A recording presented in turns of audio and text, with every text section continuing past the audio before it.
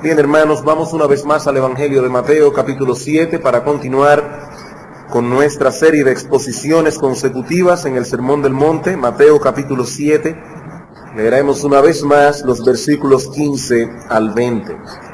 Guardaos de los falsos profetas que vienen a vosotros con vestidos de ovejas, pero por dentro son lobos rapaces. Por sus frutos los conoceréis. ¿Acaso se recogen uvas de los espinos o higos de los abrojos? Así todo buen árbol da buenos frutos, pero el árbol malo da frutos malos. No puede el buen árbol dar malos frutos, ni el árbol malo dar frutos buenos. Todo árbol que no da buen fruto es cortado y echado en el fuego. Así que por sus frutos los conoceréis. Esta última sección del Sermón del Monte, que se inicia en el versículo 13, es lo que podríamos llamar la conclusión del sermón. Como hemos dicho ya, el Señor está haciendo aquí un esfuerzo más directo por aplicar las enseñanzas impartidas a la mente y el corazón de su auditorio. Inicia esta sección con una invitación a entrar por la única vía de acceso al reino de los cielos. Versículo 13, entrad por la puerta estrecha, porque ancha es la puerta y espacioso el camino que lleva a la perdición, y muchos son los que entran por ella. Porque estrecha es la puerta y angosto el camino que lleva a la vida, y pocos son los que la hallan. La puerta de entrada es estrecha, dice el Señor, y lleva a un camino angosto por el cual transitan pocas personas. Ni la puerta ni el camino son atractivos para el hombre natural, pero repito, es la única vía de acceso al reino de Dios. Ahora bien, existe otra puerta, así como también otro camino. A diferencia de aquella, esta puerta es ancha y cómoda, lo mismo que el camino. Por esa vía transita mucha gente. Es una senda mucho más popular, pero dice Cristo, termina en destrucción.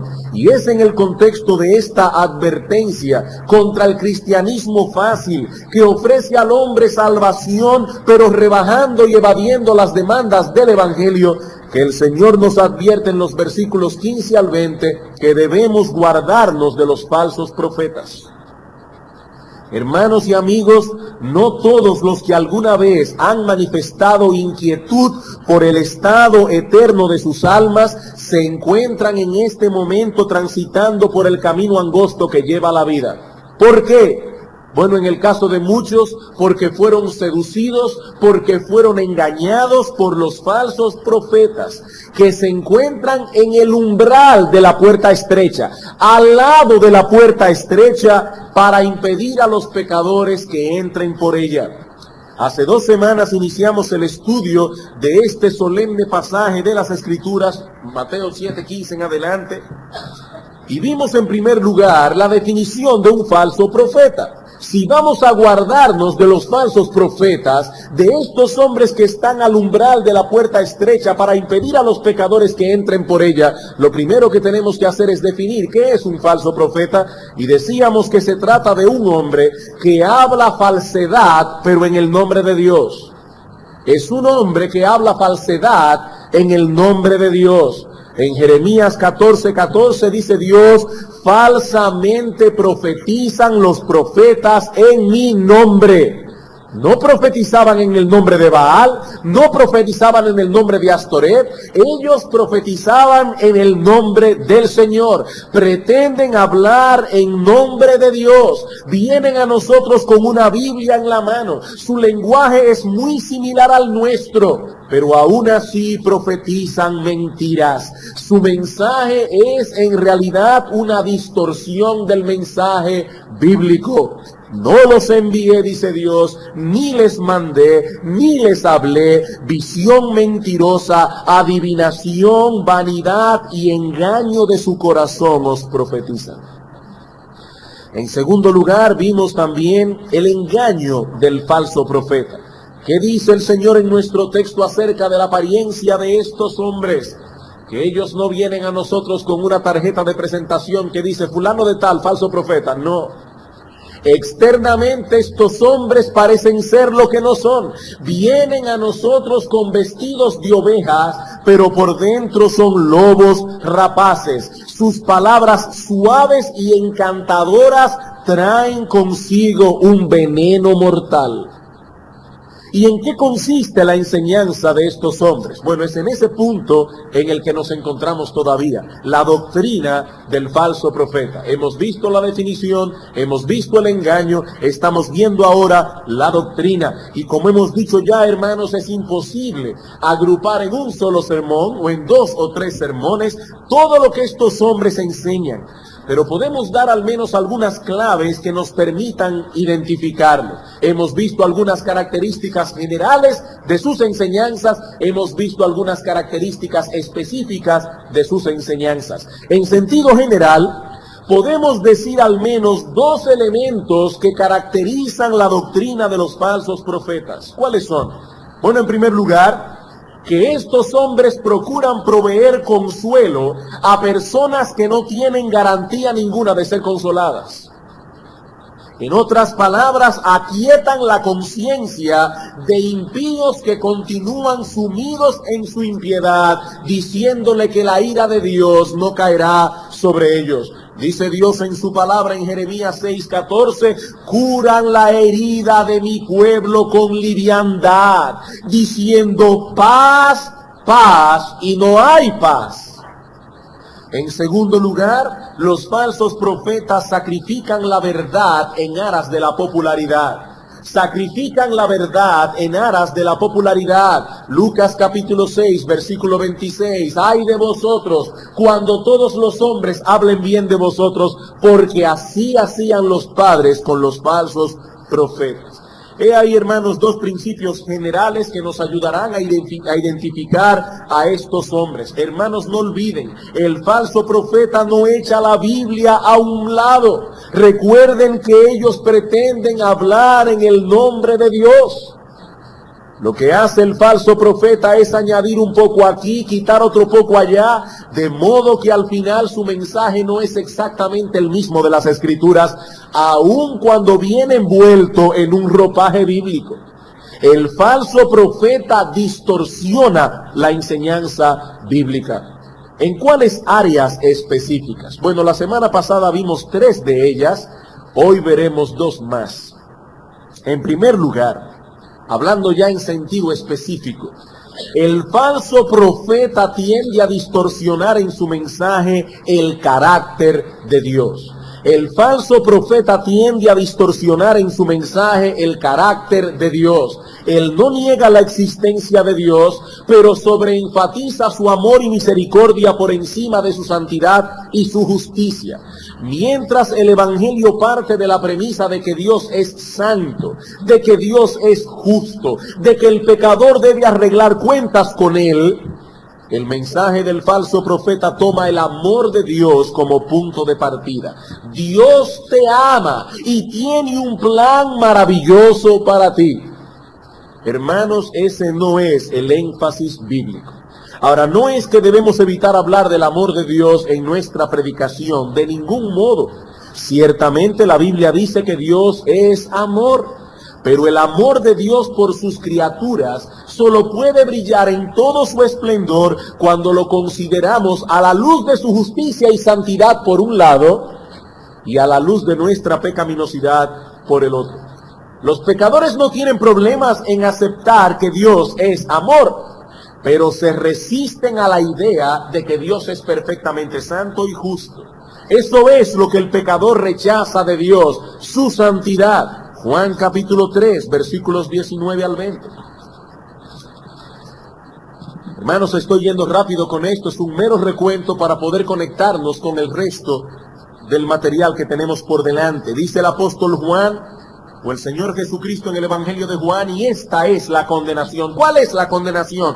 Que la luz vino al mundo, y los hombres amaron más las tinieblas que la luz, porque sus obras eran malas. Porque todo aquel que hace lo malo, ¿aborrece el amor de Dios? No, aborrece la luz, y no viene a la luz para que sus obras no sean reprendidas. El falso profeta sabe que el hombre aborrece la luz y por lo tanto se cuida de enfatizar el elemento que resulta más atractivo para el pecador, aun cuando al hacerlo caricaturice la imagen de Dios. En segundo lugar, el falso profeta distorsiona la doctrina bíblica de la pecaminosidad del hombre. El falso profeta se reconoce en que distorsiona la doctrina bíblica de la pecaminosidad del hombre. No que los falsos profetas se vayan por completo a hablar del pecado, o que nieguen abiertamente la realidad de que el hombre es pecador, no, pero hablan del pecado en términos tan generales que nadie se siente incómodo, nadie se siente ofendido al escucharle. Mientras la Escritura presenta al hombre como un ser que ha sido totalmente dañado por el pecado, como un enemigo de Dios, y peor aún, totalmente inhabilitado para salir de esa condición por sí mismo, el falso profeta nos habla más bien de la necesidad de alimentar nuestra autoestima, nuestro sentido de valía personal, y aún nos advierten del daño tan grande que se le hace a las personas cuya autoestima no ha sido adecuadamente desarrollada. Y finalmente vimos la semana pasada que el falso profeta distorsiona también la doctrina bíblica del remedio ofrecido por Dios para salvar a los pecadores. ¿Cuál es el remedio ofrecido por Dios para salvar a los perdidos? El Hijo de Dios encarnado muriendo en la cruz del Calvario para pagar la deuda de aquellos que el Padre había elegido para salvación desde antes de la fundación del mundo. ¿Y cuál es el medio a través del cual los pecadores obtienen el beneficio de esa obra redentora? La fe. Somos salvos por gracia, dice Pablo en Efesios 2, por medio de la fe. Una fe que nos lleva a confiar enteramente en Cristo para salvación. Una fe que nos mueve a abrazarle a Él y a apropiarnos de Él tal cual Él es ofrecido en los evangelios como Rey, profeta y sacerdote.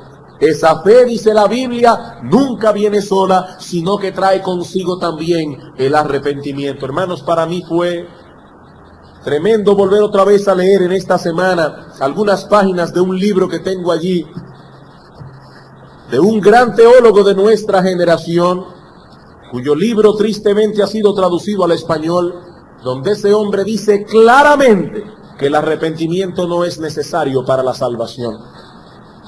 Hermanos, es precisamente el punto, ese punto que los falsos profetas distorsionan. Nos hablan de una fe en Cristo que no lleva al hombre a someterse a su voluntad, que no lleva al hombre a someterse a su dominio. Se trata de una fe desprovista de significado, algo meramente sentimental y místico. Bien, hasta aquí lo que consideramos la vez pasada. Hermanos, era importante hacer este recuento para conectar el material que nos resta con lo que hemos visto hasta ahora. Ahora, siguiendo el esquema que nos hemos propuesto y que ya confesamos en una vez anterior que no es original, en la mañana de hoy consideraremos dos aspectos adicionales a los que hemos considerado ya en que los falsos profetas distorsionan la enseñanza bíblica. Y debo aclarar, hermanos, que esta mañana cuando el pastor Lester Flaquer estaba dando la escuela dominical, me sentía por un lado regocijado, por el otro lado temeroso, porque estaba tomando todo lo que vamos a hablar en esta mañana y lo estaba poniendo en su clase, lo estaba exponiendo en su clase. Alguien me decía la semana pasada al salir por la puerta: pastor, es asombroso ver cómo están coincidiendo las clases de escuela dominical con las prédicas de la mañana y no nos hemos puesto de acuerdo. Y hoy en la mañana fue todavía para mí mucho más asombroso. Yo no sabía de qué iba a hablar el pastor Lester, él no sabía de qué iba a hablar yo. Pero ya verán, hermanos, en lo que estaremos hablando. Bien, hermanos, el falso profeta no solo distorsiona la doctrina bíblica del carácter de Dios, de la pecaminosidad del hombre y del remedio ofrecido por Dios para salvar a los pecadores, sino también, en cuarto lugar, distorsiona la doctrina bíblica de la seguridad de salvación. El falso profeta distorsiona la doctrina bíblica de la seguridad de salvación. ¿Cuál es la base sobre la cual deben descansar los que profesan creer en Cristo para estar seguros de que son salvos? En otras palabras, ¿Cómo puedo yo estar seguro de mi propia salvación? ¿Cómo puedo asegurarme de que yo no soy uno de esos que al final de los tiempos vendrán delante de Cristo y dirán, pero Señor, Señor, y no profetizamos en tu nombre, y en tu nombre echamos fuera demonios, y en tu nombre hicimos milagros, etcétera? Y el Señor nos dirá, nunca os conocí, apartaos de mí, hacedores de maldad. ¿Cómo puedo yo estar seguro de que yo no estoy en ese grupo? ¿Cómo puede un hombre saber con certeza si es o no un hijo de Dios? Bueno, la palabra de Dios nos enseña claramente que la seguridad de un creyente descansa sobre tres elementos. No sobre uno u otro, sino sobre los tres, como si fuese un trípode. No sé cuántos de ustedes han visto un trípode, pero es lo que se usa, por ejemplo, para apoyar una cámara de video. Ahí hay un trípode donde está apoyada la cámara de video. Son tres patas. Un trípode no puede apoyarse si le falta una de sus patas, cualquiera de esas. Bueno, de igual modo, la seguridad del cristiano depende de estos tres elementos juntos. No la seguridad de su salvación en el sentido de que la seguridad de que somos salvos depende de la fe de Cristo que nos salvó por medio de la fe. La pregunta que nos estamos haciendo es, ¿de qué depende el que yo esté seguro de mi propia salvación? Mi salvación está segura en Cristo, pero no todo aquel que es salvo está seguro de que es salvo. Como también hay personas que no son salvas y están seguras de que lo son. La pregunta es, ¿cómo yo puedo sobre una base objetiva estar seguro de mi propia salvación? Bueno, he aquí el trípode bíblico. En primer lugar, tenemos las promesas que la Biblia da a los pecadores arrepentidos y que el Espíritu Santo hace real en nuestros corazones, de que todo aquel que viene a Cristo en arrepentimiento y fe no se perderá. Repito, en primer lugar, tenemos las promesas que la Biblia da y que el Espíritu Santo eficazmente aplica al corazón de los hijos de Dios, de que todo aquel que viene a Cristo en arrepentimiento y fe no se perderá. Ahora pues, dice Pablo, ninguna condenación hay para los que están en Cristo Jesús. Ninguna condenación. Justificados pues por la fe, tenemos paz para con Dios. Romanos 8.1, Romanos 5.1, Juan 5.24, el texto que leyó nuestro amado pastor esta mañana. De cierto os digo, el que oye mi palabra y cree al que me envió, tiene vida eterna y no vendrá a condenación, porque ha pasado de muerte a vida. Juan 10.27 en adelante, mis ovejas oyen mi voz y yo las conozco y me siguen y nadie las arrebatará de mi mano. Mi Padre que me las dio es mayor que todos y nadie las puede arrebatar de la mano de mi Padre. Cuántas hermosas promesas ha dejado Dios en su palabra para aquellos pecadores que han venido a Cristo en arrepentimiento y fe. Ninguno se perderá. Pero hermanos, queridos hermanos, esa no es la única base de nuestra seguridad. En segundo lugar, tenemos las evidencias de una vida transformada. En segundo lugar, tenemos las evidencias de una vida transformada. Esa es la enseñanza que encontramos vez tras vez en la primera epístola de Juan. Primera de Juan capítulo 2, versículo 3. Y en esto sabemos que nosotros le conocemos, si guardamos sus mandamientos. ¿Cómo puedo yo saber que yo conozco a Dios? Ah, pastor, porque cuando yo me postro a orar, yo quiero que usted vea cómo las lágrimas corren por mi mejilla y mi corazón se acelera y me da como un calambre. No, pero eso no es lo que dice Juan. Juan dice allí, sabemos que le conocemos si guardamos sus mandamientos. Primera de Juan 3:14, nosotros sabemos que hemos pasado de muerte a vida en que hicimos una decisión en una iglesia cuando el predicador llamó a los pecadores al frente. No, en que amamos a los hermanos. Las evidencias de una vida transformada. Y en tercer lugar, tenemos el testimonio del Espíritu Santo. El testimonio interno del Espíritu Santo. En Romanos capítulo 8, versículo 16 dice Pablo: el Espíritu mismo da testimonio a nuestro espíritu de que somos hijos de Dios. Así que tenemos por un lado las promesas de la palabra de Dios dada a los pecadores arrepentidos. Por el otro lado tenemos las evidencias de una vida transformada. Y por el otro el testimonio del Espíritu Santo. ¿Cómo puede un hombre adquirir la certeza de que es un hijo de Dios? ¿Sobre qué base debe descansar para afirmar tal cosa? ¿Cómo puedes tú decir yo soy un hijo de Dios? Cuando ese hombre lee las promesas de las Escrituras, el que cree en mí tiene vida eterna. Esas palabras son consoladoras para él. No solo porque el Espíritu da testimonio a su espíritu de ser un hijo de Dios, sino porque este hombre tiene en su vida las marcas que evidencian una obra de gracia en el corazón.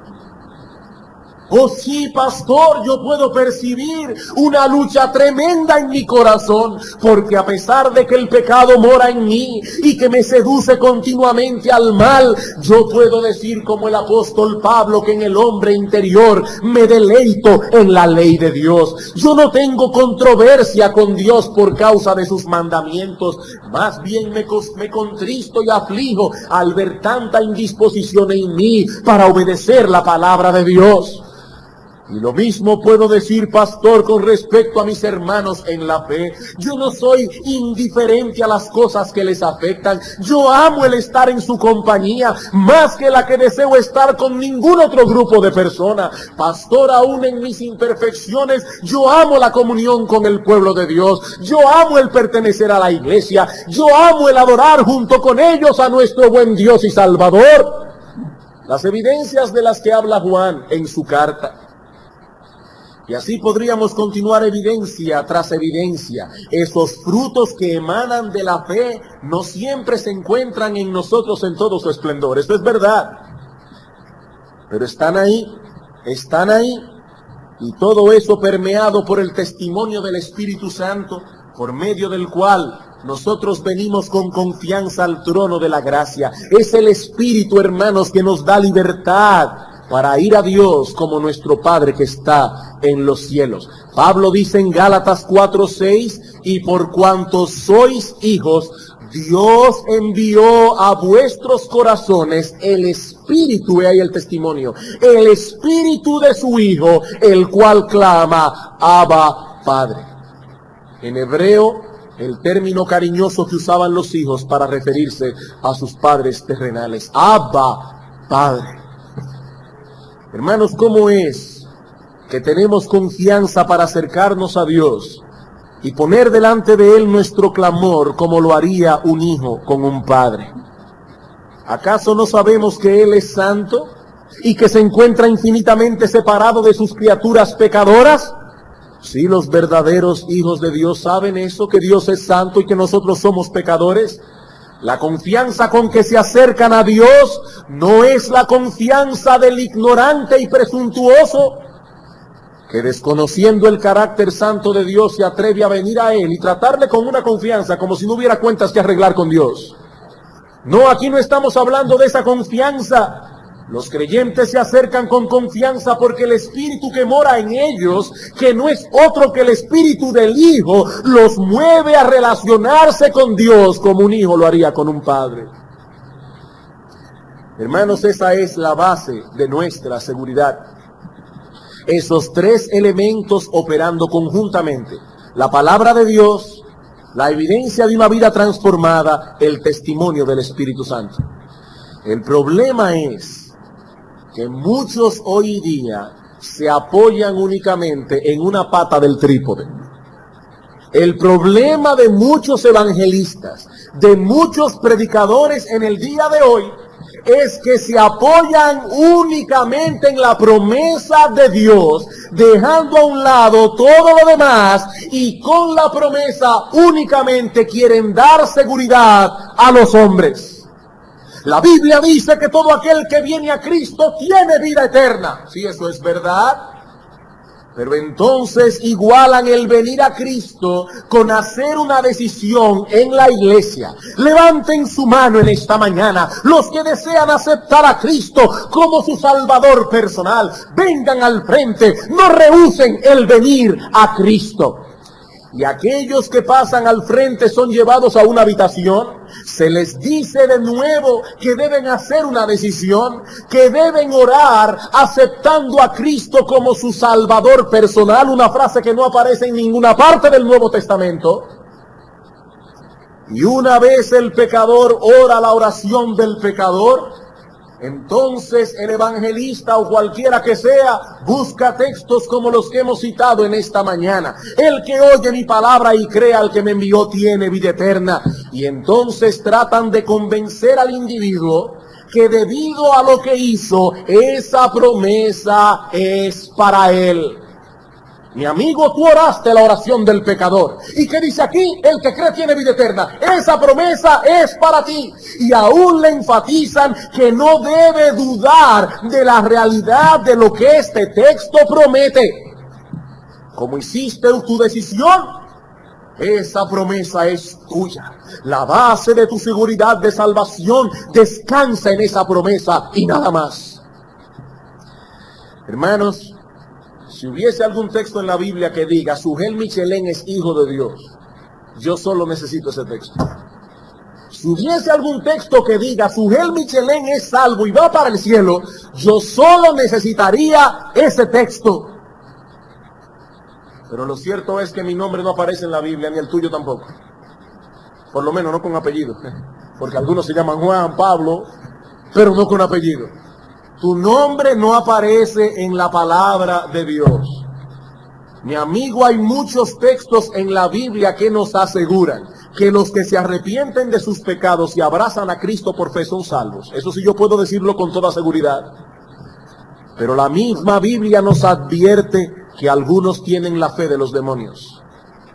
La misma Biblia nos advierte que algunos tienen la fe de los demonios. Aquella fe que llevó a Simón el mago a recibir de buena gana la predicación apostólica y aún a bautizarse para ser parte de la iglesia. Pero ¿qué le dijo Pedro a este hombre cuando evidenció con su carácter la corrupción que todavía reinaba en su interior? Cuando quiso comprar el don del Espíritu Santo con dinero. ¿Qué dijo el apóstol Pedro? Tu dinero perezca contigo, porque has pensado que el don de Dios se obtiene con dinero. No tienes tú ni parte ni suerte en este asunto, porque tu corazón no es recto para con Dios. Arrepiéntete pues de tu maldad y ruega a Dios si quizá te sea perdonado el pensamiento de tu corazón. Pedro, este hombre hizo una decisión y tus palabras van a generar dudas en él. Pedro diría, sí, este hombre no tiene parte ni suerte con el pueblo de Dios, aunque haya hecho 1000 decisiones. No tiene parte ni suerte con el pueblo de Dios, porque la fe verdadera purifica el corazón, como el mismo Pedro dirá más adelante en Hechos 15:9, y el corazón de Simón el mago no poseía evidencias de haber sido purificado. Oh sí, mi amigo, la Biblia promete salvación segura para todo aquel que cree, pero habla también de aquellos frutos que emanan de la verdadera fe. Santiago dice claramente en su epístola que si bien no somos salvos por obras, la fe que no tiene obras es muerta en sí misma. Muéstrame tu fe sin tus obras, y yo te mostraré mi fe por mis obras, dice Santiago. Santiago 2:18. En Gálatas capítulo 5, versículo 16, el apóstol Pablo nos dice que la fe obra por el amor. La fe obra por el amor. Y en 2 Corintios capítulo 5 versículo 17 dice Pablo: si alguno está en Cristo, nueva criatura es. Las cosas viejas pasaron, he aquí todas son hechas nuevas. ¿Cuál es el problema de los falsos profetas? Que pasan por alto todos esos textos bíblicos y centran su atención únicamente en las promesas bíblicas. La Biblia dice que todo aquel que cree tiene vida eterna. ¿Has creído en Cristo? ¿Qué va a responder la mayoría de la gente? ¿Has creído en Cristo? Sobre todo si es una persona que ha hecho una decisión en la iglesia, ¿qué va a responder? Por supuesto que sí. Entonces eres salvo. Eres salvo. Eso es lo que Dios dice en su palabra y no debes poner en duda las promesas de Dios. Amados hermanos, esa enseñanza está llevando a muchos al infierno hoy día. No poseen evidencia alguna de salvación, no se han divorciado de sus pecados, no han abrazado a Cristo como Rey y Señor de sus vidas, pero hicieron una decisión y por eso están confiados. Pastor, pero ¿sabe usted cuántos pastores alrededor nuestro? Pastores evangélicos. Algunos misioneros incluso están predicando eso, sí, yo lo sé. Por eso, hermanos, yo no estoy diciendo aquí que todos los que enseñan tal cosa lo hacen deliberadamente para engañar, no. No, estoy consciente que muchos lo hacen porque están sinceramente convencidos de que eso es lo que enseña la palabra de Dios. Hermanos, digo esto con pena, muchos ministros del Evangelio, personalmente creo que verdaderos hijos de Dios se han extraviado en estas cosas, han abrazado la doctrina de estos falsos profetas y sin quererlo están llevando a mucha gente al infierno. Como decíamos el domingo pasado, Cristo no me manda aquí a juzgar la motivación de los falsos profetas, me manda a cuidarme de sus enseñanzas, a cuidarme de sus doctrinas. El único que tiene derecho a decirle a una persona con toda certeza tú eres salva es el Dios que salva. El único que tiene derecho a decirle a una persona con toda seguridad tú eres salva es el Dios que salva. Yo puedo decirte cómo obtener la seguridad de salvación, pero yo no puedo darte esa seguridad. Es el Espíritu el que da testimonio a nuestro espíritu de que somos hijos de Dios. Ningún evangelista, ningún misionero, ningún predicador puede hacer eso. En muchos cursos que se imparten sobre evangelismo personal, y yo lo digo por experiencia propia, se enseña a los que llevan el evangelio que tan pronto una persona hace su decisión, hay que asegurarle que es salva. Hermanos, eso es jugar a ser Dios. Eso es jugar a ser Dios. Y en muchos casos se le provee consuelo y seguridad a personas que no tienen ninguna garantía de ser consoladas, personas que no deberían vivir seguras. Y llegarán como aquellos que llegaron con toda seguridad, Señor, Señor, pero y en tu nombre no hicimos milagros. ¿Estaban seguros? Nunca os conocí, apartaos de mí, hacedores de maldad. Jeremías capítulo 23. Versículo 16. He aquí la marca del falso profeta. Así ha dicho Jehová de los ejércitos: no escuchéis las palabras de los profetas que os profetizan, os alimentan con vanas esperanzas, hablan visión de su propio corazón, no de la boca de Jehová. ¿Y qué es lo que dicen? Dicen atrevidamente a los que me irritan: Jehová dijo, paz tendréis. ¿Qué es lo que hace el falso profeta? Aseguran a hombres que están irritando a Dios con su conducta: no se preocupen, paz tendréis. Y sigue diciendo, y a cualquiera que anda tras la obstinación de su corazón, estos hombres dicen, no vendrá mal sobre vosotros. He ahí, hermanos, la característica de un falso profeta. Pero ¿cuál es la marca de un verdadero profeta? Versículo 18 al 22. Porque ¿quién estuvo en el secreto de Jehová y vio y oyó su palabra? ¿Quién estuvo atento a su palabra y la oyó? En otras palabras, ¿cuáles son los profetas que en verdad han llegado al consejo del Señor? He aquí que la tempestad de Jehová saldrá con furor, y la tempestad que está preparada caerá sobre la cabeza de los malos. No se apartará el furor de Jehová hasta que lo haya hecho y hasta que haya cumplido los pensamientos de su corazón. En los postreros días lo entenderéis cumplidamente. No envié yo a aquellos profetas, pero ellos corrían. Yo no les hablé, mas ellos profetizaban. Pero si ellos hubieran estado en mi secreto, si hubiesen sido de ese grupo que en verdad conocían el corazón de Dios, habrían hecho oír mis palabras a mi pueblo y lo habrían hecho volver de su mal camino y de la maldad de sus obras. ¿Qué es lo que hace el profeta verdadero? El profeta verdadero habla paz a personas que andan por sendas de justicia, a los que han entrado por la puerta estrecha y transitan por el camino angosto. Hermanos, la Biblia dice que la justicia y la paz se besaron. La justicia y la paz se besaron. Donde no hay justicia, no hay garantía de paz. Pero el falso profeta promete paz aún a aquellos que transitan por caminos de maldad. No se preocupen, ustedes hicieron su decisión, llevan todos los sábados el cordero al sacrificio.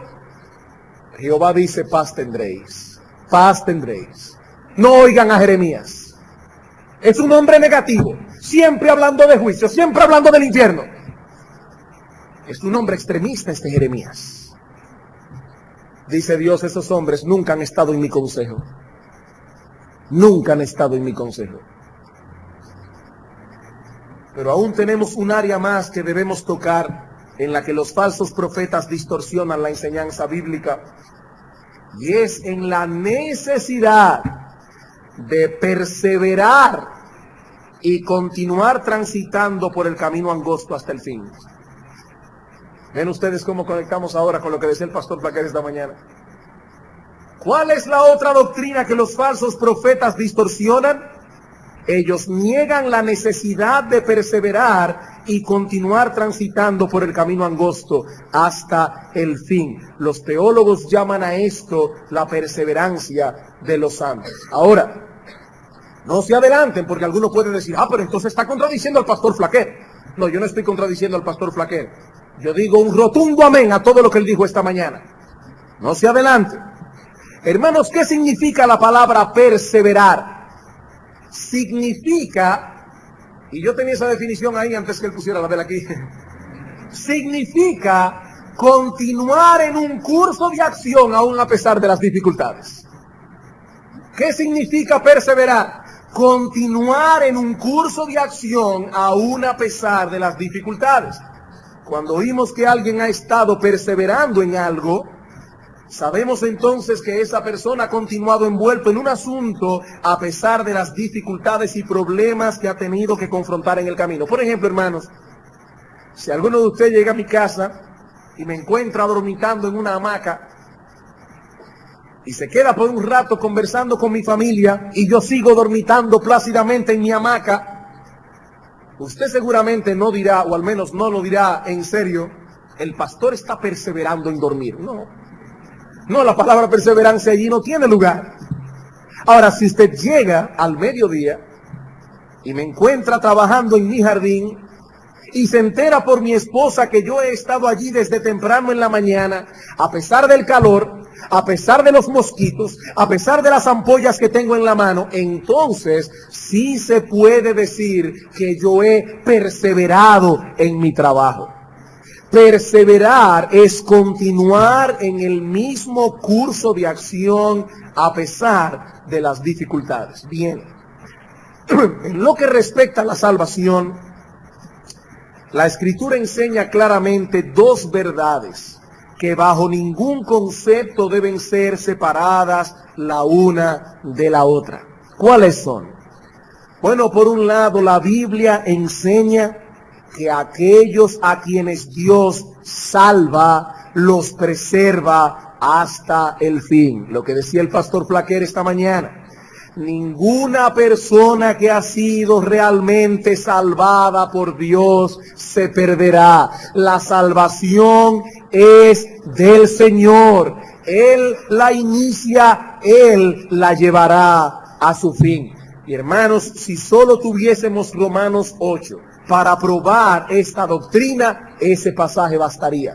El pastor Lester ya leyó ese texto, Romanos capítulo 8. ¿Quién es el que condenará? Cristo es el que murió, más aún el que también resucitó, el que está sentado a la diestra de Dios, el que continuamente intercede por nosotros. ¿Quién nos separará del amor de Cristo? ¿Hambre, persecución, angustia, peligro, espada? No. Antes, en todas esas cosas somos más que vencedores por medio de aquel que nos amó. Por lo cual estoy seguro, dice Pablo, que ni la muerte, ni la vida, ni ángeles, ni principados, ni potestades, y parece que Pablo pensó si se le quedaba algo, ni ninguna otra cosa creada, nos podrá separar del amor de Dios que es en Cristo Jesús.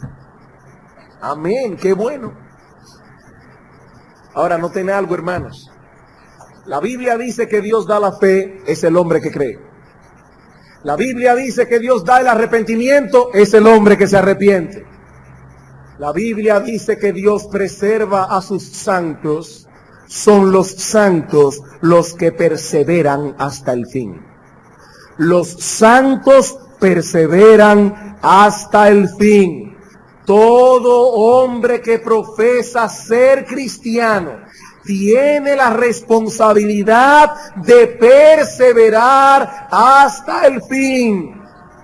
Dios da la fe, el hombre cree. Dios da el arrepentimiento, el hombre se arrepiente.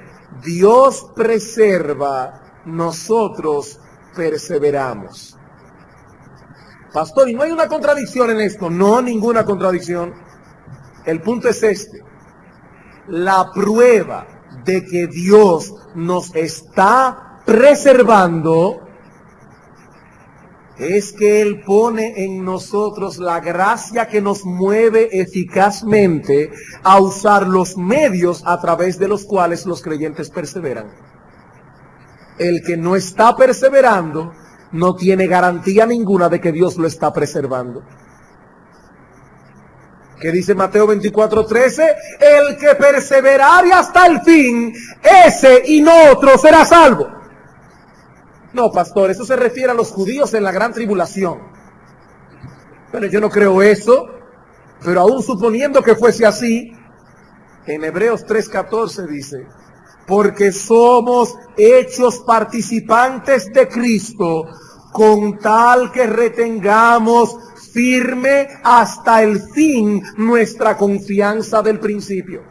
No, pastor, pero esos son los hebreos cristianos. Bueno, Juan 8:31, todos los teólogos están de acuerdo que Juan es el evangelio para los gentiles. ¿Y qué dice Juan? Si vosotros permaneciereis en mi palabra, seréis verdaderamente mis discípulos. Y si no permanecemos en su palabra, sois discípulos falsos. Juan capítulo 15, versículo 6. El que en mí no permanece será echado fuera como pámpano. ¿Y qué se hará con ese pámpano? Será quemado en el infierno. Primera los Corintios 15, 1 al 2. Además os declaro, hermanos, el evangelio que os he predicado, el cual también recibisteis, en el cual también perseveráis, por el cual asimismo si retenéis la palabra que os he predicado, sois salvos si no creísteis en vano. Con la fe de los demonios. Hermanos, ¿cuál es la frase que se repite vez tras vez en las cartas que Cristo envió a las iglesias en Apocalipsis capítulo 2 y capítulo 3? El que venciere, el que venciere. El que venciere. El que venciere 7 veces. ¿Cómo podemos saber, hermanos, que Dios nos está preservando? Si estamos usando todos aquellos medios que Dios ha puesto a nuestro alcance para perseverar hasta el fin. Mi amigo, esa es la enseñanza bíblica. Ese es el balance de las Escrituras. Si enfatizamos una verdad por encima de la otra, estamos distorsionando el mensaje bíblico y por lo tanto estamos caricaturizando el Evangelio. Vayamos una vez más al Evangelio de Mateo capítulo 7. Nuestro texto otra vez. Mateo capítulo 7.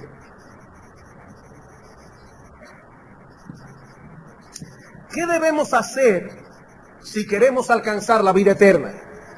Debemos entrar por la puerta estrecha. Entrad por la puerta estrecha, versículo 13.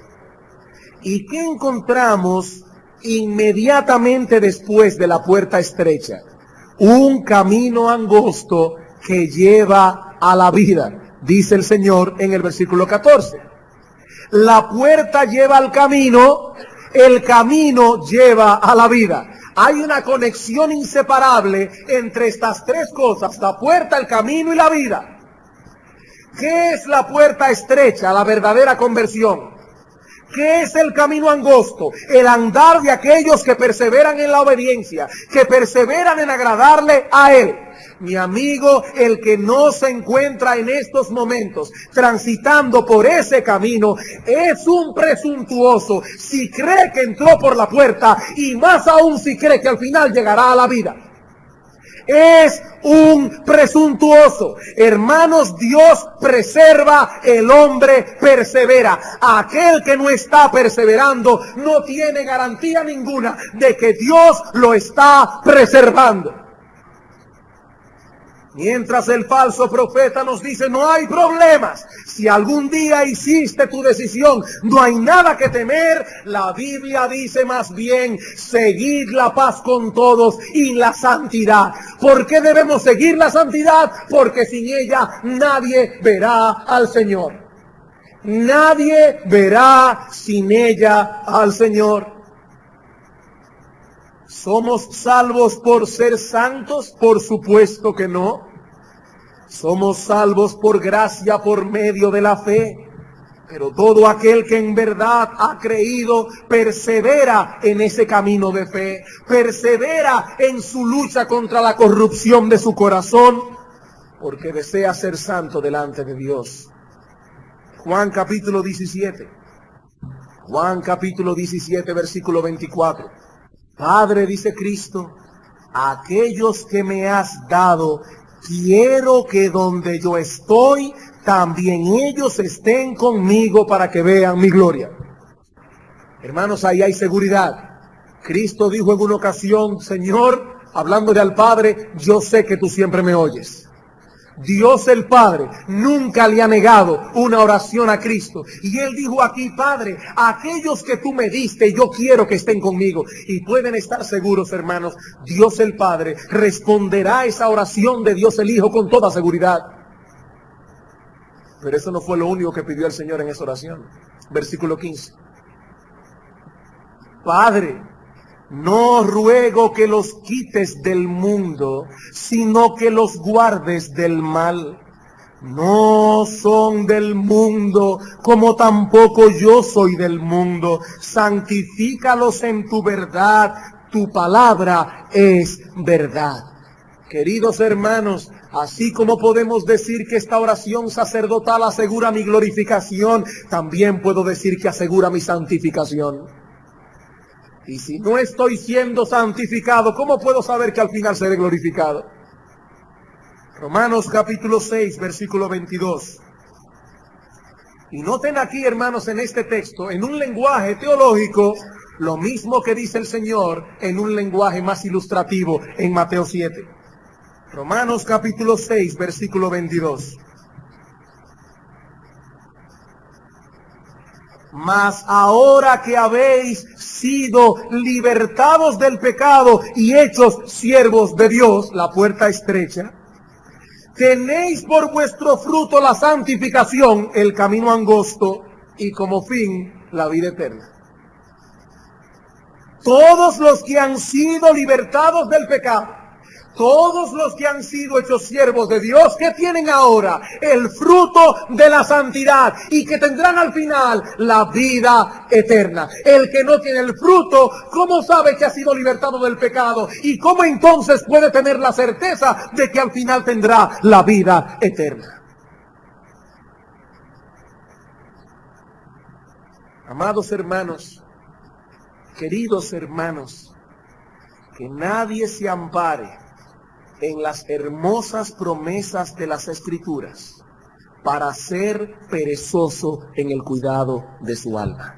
Que nadie se ampare en las promesas bíblicas de preservación para ser un perezoso en el cuidado de su alma. Mi amigo, óyeme bien, aunque seas miembro de esta iglesia, si no perseveras, terminarás en el infierno, porque la vida cristiana es una lucha y solo pueden estar seguros de la preservación divina aquellos que permanecen luchando hasta el fin. En el progreso del peregrino, Juan Bunyan nos presenta esta verdad solemne como ningún otro podría hacerlo. Nos dice Bunyan que él vio en su sueño cómo Cristiano llega a la casa de intérprete. Y en la casa de intérprete Cristiano se encuentra con un hombre desesperado, encerrado en una jaula de hierro, para el cual ya no había esperanza. Cristiano pregunta a este hombre, ¿quién eres tú? Y él responde, yo soy ahora lo que no era antes. ¿Y qué eras antes? Noten el cuidado que Bunyan pone al escoger sus palabras. Antes era un profesante floreciente. Él no dice antes era cristiano. Antes era un profesante floreciente. No solo profesaba la fe, sino que aún tenía ciertos frutos que parecían ser propios de un creyente, tanto a los ojos míos como a los ojos de los demás.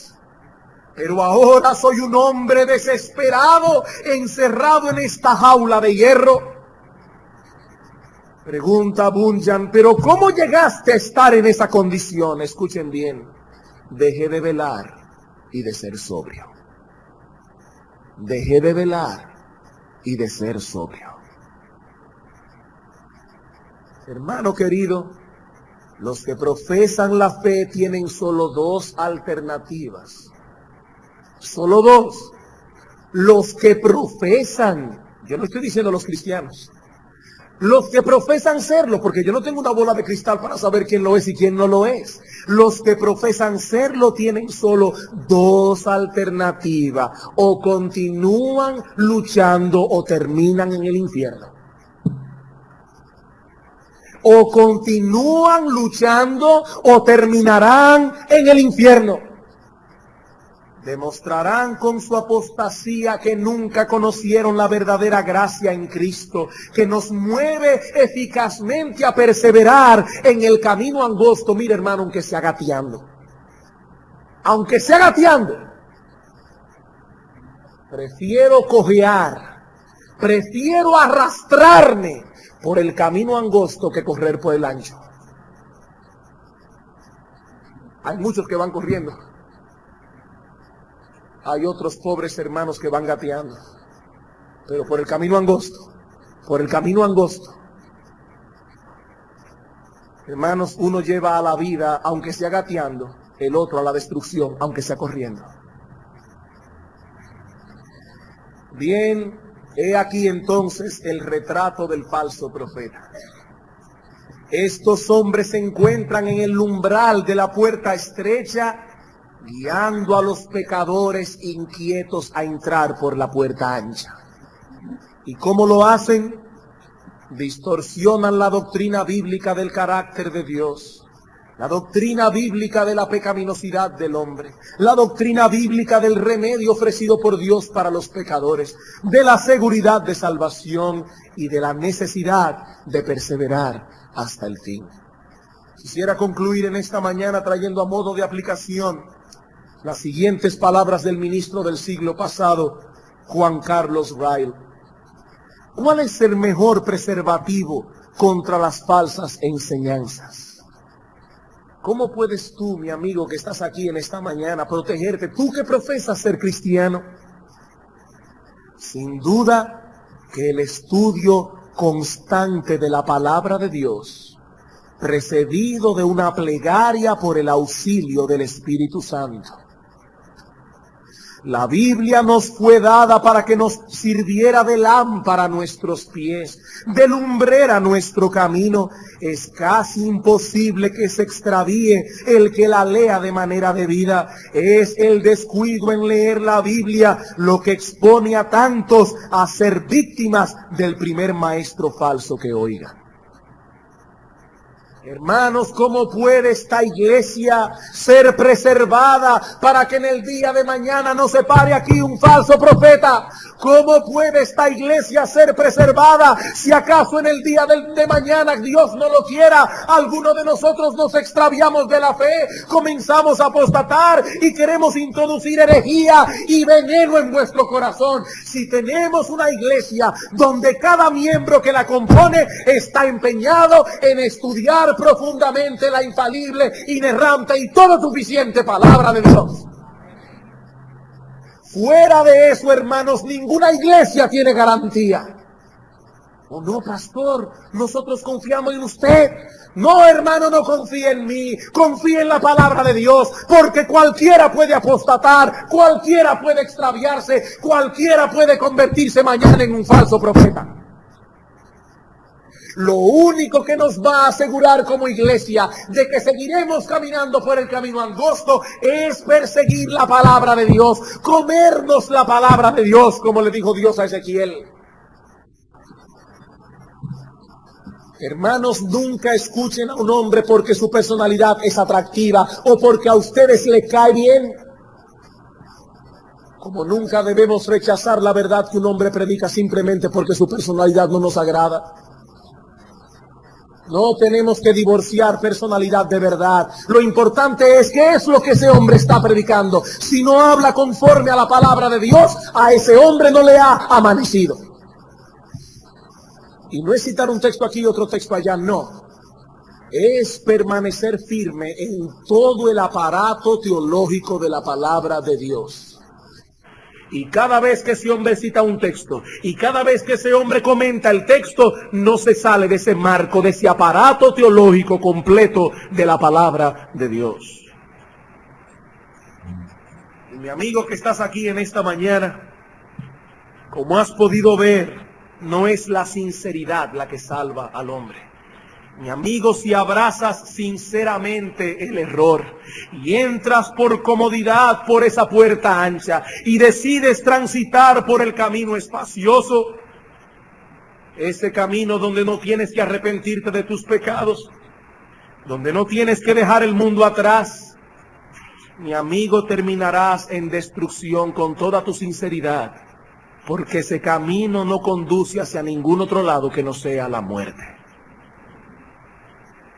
Ven a Cristo, mi amigo, ven a Cristo, a ese Cristo que murió en una cruz, a ese Cristo que derramó su sangre porque era el único que podía pagar la deuda delante del Padre, a ese que se levantó de la tumba al tercer día, que está sentado a la diestra de Dios y que tiene pleno derecho a reinar sobre ti. Mi amigo, ese Cristo ha prometido no echar fuera a nadie que vaya a Él clamando por misericordia y perdón.